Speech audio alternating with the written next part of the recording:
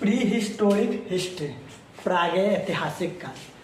बच्चों, आज से हम इतिहास प्रारंभ कर रहे हैं। हम अपने इस YouTube चैनल पे सरकारी नौकरी पक्का Kavita's arts and science classes.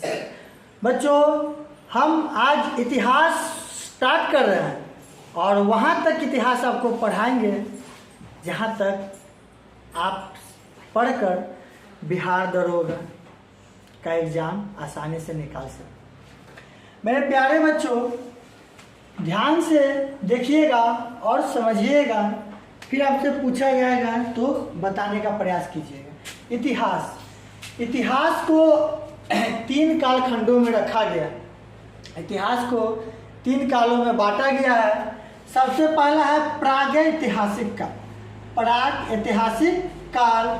दूसरा है बच्चों आद्य ऐतिहासिक काल और तीसरा है ऐतिहासिक काल। प्राग ऐतिहासिक, इस समय प्राग ऐतिहासिक समय में मानव न पढ़े लिखे होते थे ना समझ, बिल्कुल मतलब इस समय में मानव को आदि मानव कहा जाता था। आदि मानव कहा जाता था, न बोलते थे, न लिखते थे, न समझते थे। इस समय पुरातात्विक साक्ष्य के आधार पर इस काल को माना जाता है, पढ़ा जाता है और समझा जाता है। वहीं बात करते हैं आद्य ऐतिहासिक को, तो इसमें मनुष्य लिखना तो प्रारंभ कर दिया था लेकिन पढ़ नहीं पाता था। ऐसा कौन काम किया? अरे बड़ा ब्राह्मी लिपि इस समय रहता था, समझे में नहीं आता था। समझ गए ना? लेखन कला तो प्रारंभ किया था लेकिन समझ में नहीं आता था। इसमें चित्रों को देखकर भाव को व्यक्त किया जाता है। कोई तरह का कोई चीज़ का चित्र है, उसको देखकर आपका जो भाव है उसको व्यक्त करते थे।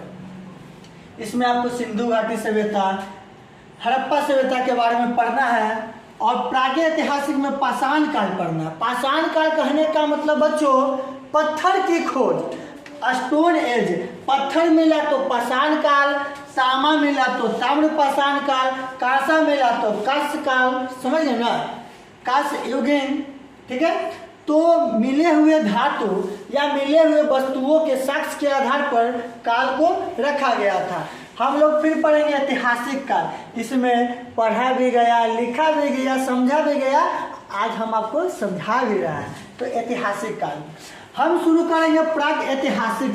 सबसे पहले प्राग ऐतिहासिक जो है पाषाण काल के अंतर्गत में आता है, यानी पत्थर के खोज हो गया था। उस समय मानव को आदि मानव कहा जाता था। क्या कहा जाता था बच्चों? आदि मानव। पत्थर के औजार बनाते थे।